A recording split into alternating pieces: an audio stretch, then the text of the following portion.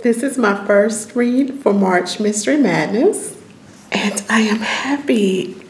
It was a great month for February for Black History Month, so let's keep the excitement going for March Mystery Madness. And since this is my first read, I thought I would do a reading vlog because it's a collection of short stories, and I'll be reading them all for probably about a week or so. And I thought I would give my thoughts on each one. I plan to start reading tonight because I got a hair appointment. My sister says I'm looking like Shaggy, so I gotta go get the head hooked up. So when I've read some in the book, I will let you know. Morning. I am up this morning hosting Twitter sprints for March Mystery Madness, and I chose the 7 a.m. to 9 a.m. on Saturday mornings because usually if I have to work, it's after that time, and it's just, really and truly, I like getting up on Saturday morning and reading a little bit or watching YouTube videos. So, but one thing I'm finding out, it's kind of hard to read a lot when you're doing the Twitter sprints, trying to track time and whatnot. So I've just been reading short stories from Atlanta Noir. And so I thought I would share a couple of the stories that I have read so far. The first one is Snowbound, and it's by Tananarive Due. And she writes about the section of Atlanta called Buckhead, and Buckhead is like one of the affluent areas of town, and the character she writes about is named Monique, and she's a screenwriter, and she's bought a mansion in Buckhead, and the name of the story is Snowbound, and she writes about when snowpocalypse happened in Atlanta and the whole city got shut down for like an inch of snow. And so this story takes place during that time, and there's an incident in the home, and you don't know if it's the main character's thoughts or is it actually reality that something's going on. For me, this felt like a prelude to a real novel that she may do. She's known for writing mysteries, and she has a wide collection of stories, as well as she's co-wrote with Blair Underwood on the Tennyson Hardwick series. So check her out. This short story Snowbound was really good. I really would hope that she would extend it out. The next story I read is called The Prisoner by Massey, and he wrote about a section of Atlanta called Grant Park. And Grant Park is kind of like historic, and it's not named after the president, but it's named after this wealthy railroad tycoon, I think he was. And so he donated some land, and the city created a park. But anyway, that area is kind of going through like gentrification. And so he writes, Massey is known for writing mystery thrillers. And this story lives up to what he does, and it's a hard-hitting story that it's about a young guy who's released from prison, and he starts his own business, and one day he notices that there's some break-ins in the neighborhood, and he sets out to find who does it, and when he does, it's quite shocking. So I think that's a good story, and I think that was complete. He probably wouldn't develop that into a story, but it was just a complete short story. And the last short story that I've been able to read this morning is called One-Eyed Woman, and it's by Gillian Royes, and she wrote about Virginia Highland. Virginia Highland is like a really fun part of Atlanta. It has a lot of different shops and restaurants in it. Gillian Royes, she writes cozy mysteries, and she's the author of the Shadrach Myers cozy mystery series. And so her story is about a 70-year-old Jamaican immigrant who moves in with a 90-plus-year-old woman that we never hear any description about. Me, it felt like it could be the beginning of a cozy mystery because there's an element of money, and you don't know where this money came from or why it's missing. So I think that one is another one that probably could lead into writing a full novel. So that's what I've read so far. I'll check back in with you later. I am on my lunch break at my part-time job. And I was just going to show y'all what I'm eating. These cheese straws are the bomb. And I'm having them with some slices of apple. I'm almost done. I also want to show you how I've been keeping track of my reading for March Mystery Madness in the Atlanta Noir book. I actually stole this idea from Joe from the Retired Book Nerd. She uses washi tape, and she suggested going to the Dollar Tree and getting this washi tape that's smaller than others and putting that between the things you're writing about in your journal. So each one of these pages is a separate story that's in the Noir series, and I use washi tape to separate those. So I just thought I'd show you that quick little thing while I'm on my break, and I'll check in with you later.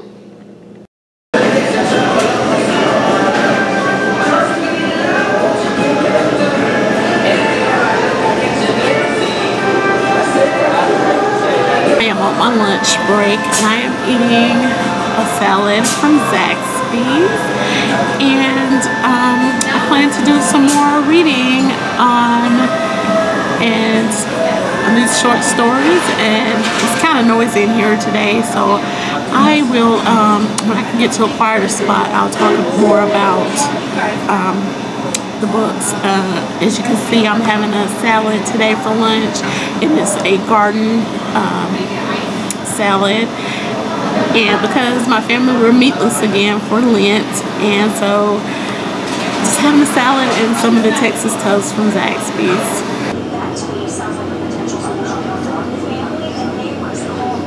Well, it's Einstein bagels for lunch today, and I'm having the hummus veg out sandwich. It's made a little sloppy, but I'm sure it's going to be good because it has like a veggie spread and then hummus on one side. So it's usually pretty good. I just wanted to talk a little bit about the stories that I've read so far in Atlanta Noir. And one of the stories is called Sila. I think that's how I learned how to pronounce the word in at church, because it's a phrase that's used often in Psalms, and the way I've been taught, it is a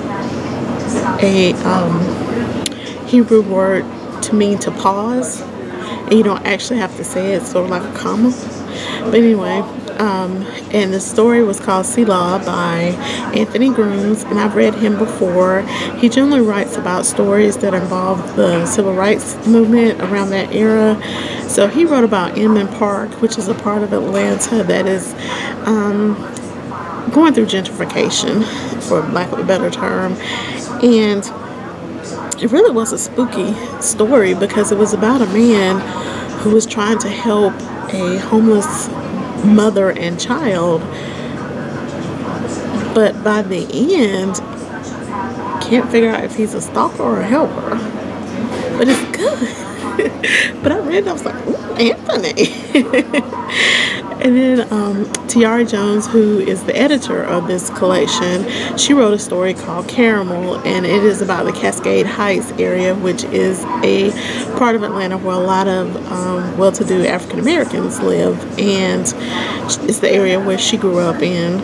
And her book, Leaving Atlanta, which to me kind of felt like a mystery because it was based off the Atlanta child murders, and not really knowing who did it, and you know, the speculation around that. So it kind of, to me, that's what Leaving Atlanta felt like. But this story was about a person who has been lied to all their life about who their father is, and it's kind of it's not a mystery to me. It's just kind of like, oh. Anyway, I think Leaving Atlanta would be a better mystery for mystery lovers. And then Daniel Black, he's one of my favorite writers. He has great books, and his books are known for their WTF moments. And I can easily see him being a mystery writer because he drops little nuggets throughout his novels for those moments. And he writes about in Atlanta Noir, Mechanicsville, and this is the part of Atlanta where the movie ATL was filmed, and it's kind of running down a little bit. But in his story, it's about a postman who becomes mesmerized by a homeless woman, and he's continually trying to find this woman after he's been mesmerized by her. So to me, it felt like the beginning of a novel. So I really think he could expand that out. And his story was Come Ye Disconsolate, like him. So anyway, that was his story that I read. And then let's see how many more. The next story that I want to talk about is by Kenji Jasper, and he is a up-and-coming writer, and he writes about the Vinings area of Atlanta, which is another affluent area. And the name of his story is A Moment of Clarity at the Waffle House. So you know somebody had to write about the Waffle House, being that this is a book based out of Atlanta. And to me, his short story was more of a thriller, and not so much mystery, but it's about a guy who gets out of prison and he's hunting down the person who put him there. So that's all I'll say, but it was like by reading it. So I think I have one more story to read in Atlanta Noir, and I will check back in with you when I get it read, okay? I'm gonna enjoy my lunch right now. Well, it is a veggie chili and cornbread day for my lunch. I'm actually on my part-time job for this. The last story I did finish, and it is called Ma'am by Alesia Parker, and she's an up-and-coming writer out of Atlanta, and she writes about the Midtown area, and that's my part of town because I used to live there. It is it's just a fun place to live. It's not it's not as affluent as other areas, but it's not run down either. So I really liked living in Midtown. Her story was very good, and the story is about an Atlanta councilman. His wife finds out he's been having an affair, and the way she finds out is just like freaking brilliant, the way she wrote it.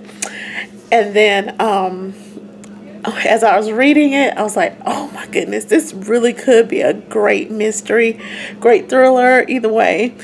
And I looked it up, and she does have a book coming out soon. So hopefully maybe it'll be on the same lines. Maybe this is just the beginning of it. I don't know. So I think she's a writer to be on the lookout for. I really liked the Atlanta Noir book. I want to check out some other cities. I would suggest picking up one from your city because they have them from all over the world. So thanks for going on this ride with me, and maybe I'll do another reading vlog soon. Thanks for watching. Have a good day.